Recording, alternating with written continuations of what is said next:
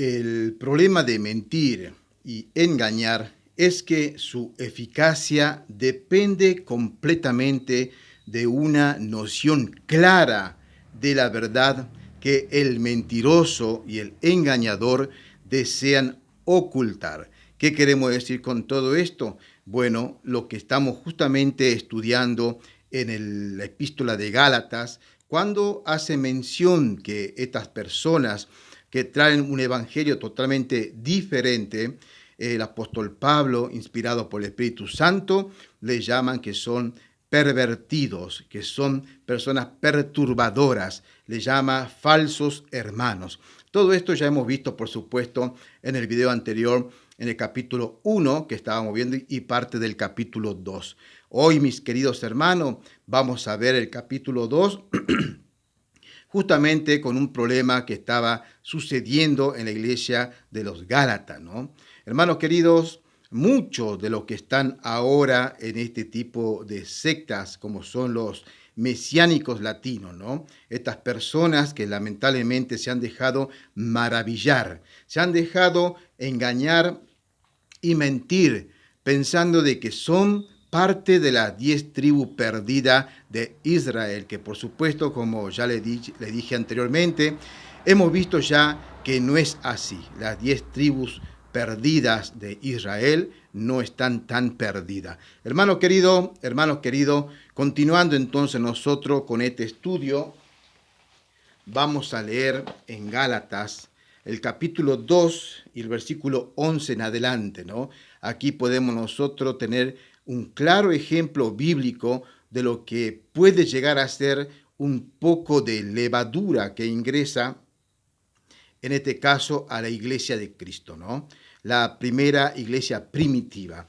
Y quiero que presten atención ustedes, hermanos queridos, si el apóstol Pedro, como también Bernabé y otros judíos, han podido ser seducidos, ya sea por miedo, como vamos a leer acá, o por lo que fuese, por estos judaizantes, imagínense ustedes lo que está sucediendo con muchos de nuestros hermanos en Cristo. Han confesado en algún momento creer en el Señor y ser salvado por gracia y por medio de la fe. Pero vinieron los judaizantes modernos a mentirle y a engañarle, diciéndole que ustedes son parte quizás de las 10 tribus de Israel. O como otras sectas también que pretenden, por supuesto, sincretizar la ley con la la ley con la gracia salvadora. Algo que por supuesto podemos ver a lo largo de la Biblia y de todas las enseñanzas, sobre todo en la enseñanza paulina, que no es así. Por este motivo también es que muchos intentan desacreditar los escritos del apóstol Pablo, ¿no? Porque justamente Pablo fue una persona, un siervo de Dios que contendió ardientemente contra estos judaizantes, los primeros judaizantes de la iglesia primitiva, ¿no? Hoy, hermanos queridos, están eso que están judaizando, pero que no son, en muchos de los casos, de la etnia israelita. Gálatas, continuemos un poquito más con Gálatas capítulo 2, versículo 11 en adelante. Pero cuando Pedro vino a Antioquía, le resistí cara a cara, porque era de condenar. Algo estaba sucediendo acá, vamos a ver qué es lo que es, que dice el apóstol Pablo que tuvo que resistirle cara a cara al apóstol Pedro. A este Pedro, hermano querido, a este Pedro, el cual Cristo le había dicho que apaciente mis ovejas o mis corderos. A este Pedro que le fue encomendado la llave para abrir, para la apertura de lo que es el evangelio tanto a los gentiles como a los judíos. Este Pedro estaba siendo resistido cara a cara por el apóstol Pablo por un acto, un accionar que era digno de condenar.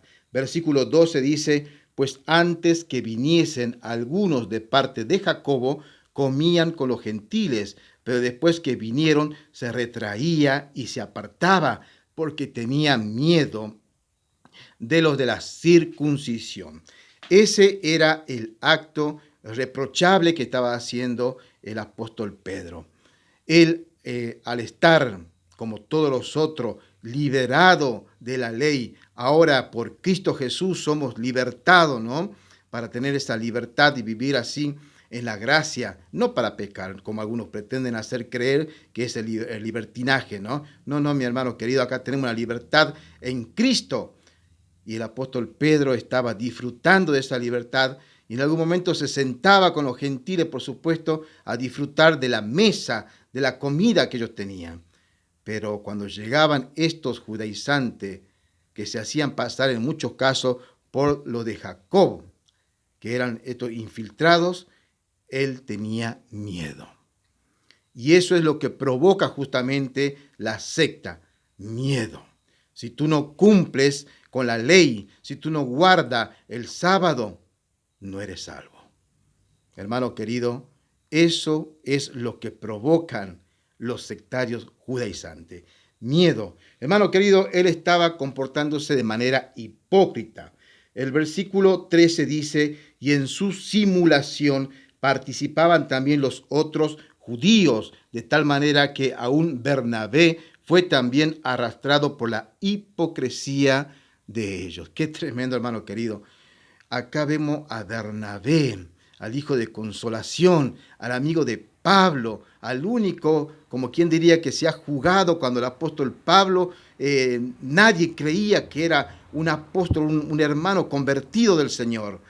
Pero Bernabé le presentó a todos los apóstoles diciendo, miren, ahora Saulo de Tarso es Pablo, nuestro hermano en Cristo. Aún Bernabé estaba siendo arrastrado por el accionar, el actuar de Pedro. Qué tremendo, hermano querido. Y esto tiene que dar a nosotros una luz de alerta, porque muchas veces con otros ejemplos podemos arrastrar a otros. Eran creyentes, salvos en Cristo Jesús, de los que estaban volviendo al antiguo rudimento de la ley. Versículo 14 dice, pero cuando vi que no andaban rectamente conforme a la verdad del Evangelio, dije a Pedro delante de todo, si tú siendo judíos vives como los gentiles y no como judío, ¿por qué obligas a los gentiles a judaizar? Qué terrible, hermano querido, ¿no? Qué levante le estaba, qué reproche le estaba haciendo el apóstol Pablo a Pedro. Y no leemos en ninguna parte que Pedro le haya resistido. No vemos nosotros acá que el apóstol Pedro se haya levantado y le haya dicho, un momento, Pablo, yo tengo acá más autoridad que vos. No, vemos nosotros un Pedro que aceptó humildemente, me imagino agachando la cabeza en total vergüenza porque estaba arrastrando a otro, a algo que estaban luchando ellos, que era justamente contra los judaizantes, ¿no? Y eso es lo que sucede en la actualidad, hermanos queridos. Qué tremendo, ¿no? Qué tremendo. Versículo 15 dice, nosotros judíos de nacimiento y no pecadores de entre los gentiles, sabiendo que el hombre, presta atención al versículo 16 que es el clave, ¿no? Sabiendo que el hombre no es justificado por las obras de la ley. Más claro que eso es imposible, sino por la fe de Jesucristo. Nosotros también hemos creído en Jesucristo para ser justificados por la fe de Cristo y no por la obra de la ley.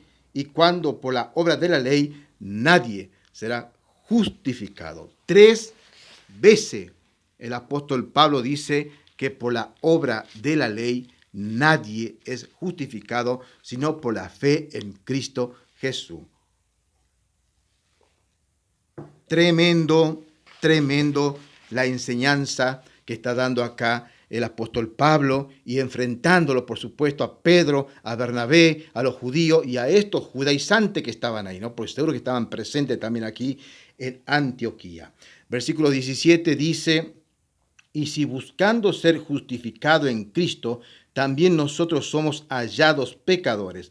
¿Es por eso Cristo ministro de pecado? En ninguna manera. Qué tremendo, ¿no? No, mi hermano querido, jamás. Versículo 18 dice, porque si las cosas que destruí, la misma vuelvo a edificar, transgresor me hago. Porque yo, presta atención al versículo 19, porque yo por la ley soy muerto para la ley. Y ese es el ministerio de la ley. Hacer morir al culpable, al condenado, llevar a la muerte. Hermano querido, sabemos nosotros que el pecado conlleva a la muerte. Eso era el ministerio de la ley, a fin de vivir para Dios. Versículo 20 dice, con Cristo estoy juntamente crucificado y ya no vivo yo, mas Cristo en mí. Y lo que ahora vivo en la carne, lo vivo en la fe del Hijo de Dios, el cual me amó y entregó a sí mismo por mí. Versículo 21 dice, no desecho la gracia de Dios, pues si por la ley fuese la justicia, entonces por demás murió Cristo. ¿Qué quiere decir esto, hermano querido? Si realmente hubiese otra posibilidad de que podamos ser justificados, declarados justos delante de Dios, entonces ¿para qué vino Cristo? Si pudiéramos ser salvos simplemente por portarnos bien o por hacer obras de bien, o en este caso por guardar las obras de la ley, entonces ¿para qué vino Cristo? Amigo, hermano, que está en estos lugares donde pretenden sincretizar la ley con la gracia salvadora, sepa usted esto.